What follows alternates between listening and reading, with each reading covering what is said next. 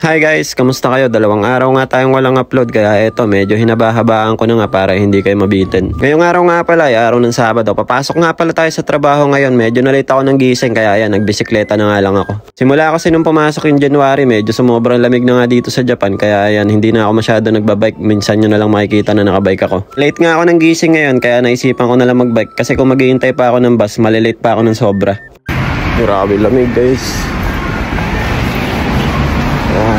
Bale ito, mag-aalas 8 na nga ako ng umaga nakarating dito sa May Station. Mainit nga pala yung panahon pero malamig yung hangin. Kaya kung mapapansin nyo, mukha siyang mainit pero sa totoo lang malamig talaga yan. Makalipas nga pala ang 45 minutes na biyahe natin. Ito, nakarating na nga ako sa station kung saan malapit yung trabaho namin. Simula station nga pala, 1 minuto lang yung lalakarin mula sa trabaho namin dito. Nakabili na nga rin pala ako ng kape niyan sa 7-Eleven, hindi ko lang nabidyohan. Pagka ganito nga palang nalilate ako ng konti, itinatawag ko agad sa mga kasamahan ko sa trabaho o di naman kaya sa boss ko na malilate ako. Ayaw kasi mga Japanese na pag malilate kayo hindi kayo tumatawag or di naman kaya yung mga biglaan kayo nagde-day off. Ngayong araw nga pala ang ginawa namin, nag-touch up lang kami dito ng mga pader na nadumihan namin. Pagka-tape nga ng ganyan na yojo na ay papahiran lang yung mga pader or yung mga puti na nadumihan. Nagulat nga ako ng break time namin, ang dami na naman tao sa labas ng sugalan. Naguunahan siguro sila sa slot ng pachinko machine. Break time na tayo guys. Linis siya. Mga bahay dito guys. Mga apartment.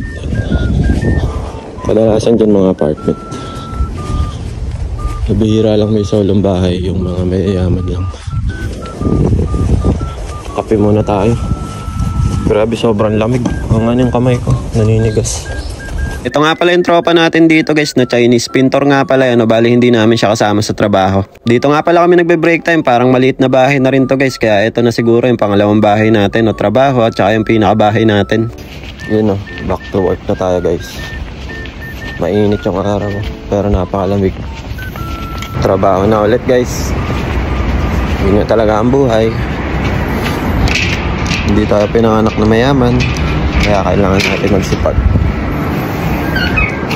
Pag kinulang sa utak, daanin sa sipag. Diba?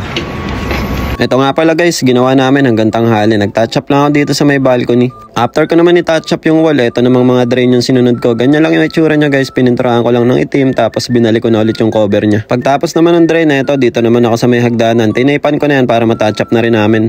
Kain na tayo guys, tanghalian na. Ang oras natin, 12 na ng tanghali.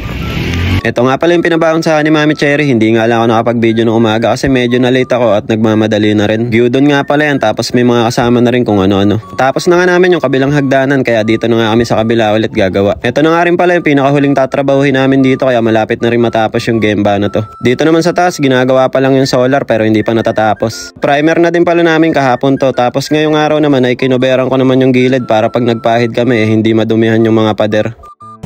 Break time na guys. Tayo ay magkape muna. Bossing.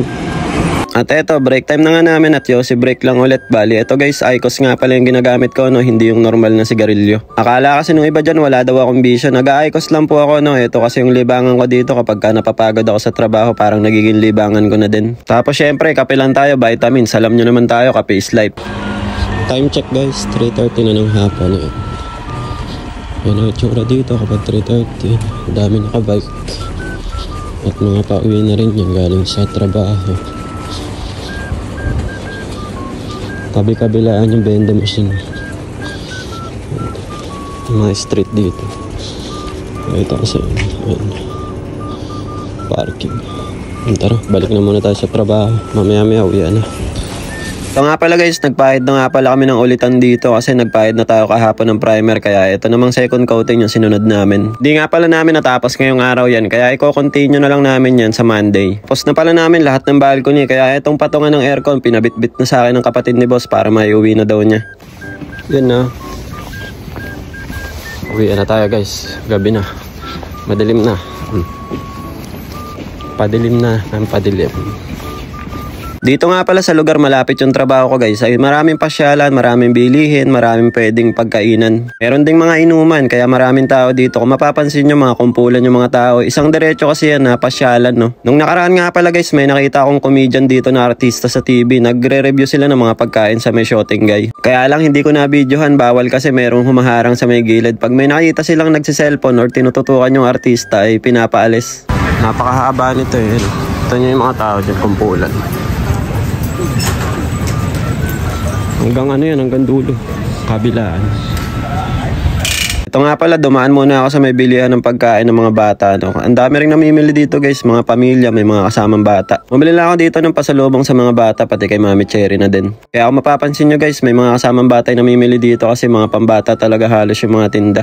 Nandito pa rin tayo sa may Togoshi Ginza. Nakita nyo na to nung nakaraang vlog natin. Kaya nga guys, ayoko naman masyado mag daily vlog kasi baka maumay kayo, pare-pareho lang naman yung nakikita nyo. Fast forward ko na nga, nandito na ako sa bahay yan. Si Ate Saori, nagulat nga ako, ang daming sticker sa mukha eh. Wala nga silang pasok ngayon dahil araw ng Sabado, kaya maghapon lang sila nakahiga dyan sa may kwarto. Si Mami Cherry naman ayun, pinapatede si Botchog, nakatulog kasi. Nagluto nga rin pala si Mami Cherry ng hotcake, kaya busog na yung mga bata kasi nagmerienda sila nung gabi. Kaya yung pasalubong ko kay Botchog guys, hindi ko pa naiabot sa kanya dahil nga nakatulog. Ang sweet nga ni Ate Saori at saka ni Kuya Sechi, ayun, nagbibigayan pa sila ng chocolate. Kala mo talaga hindi nag-aaway eh.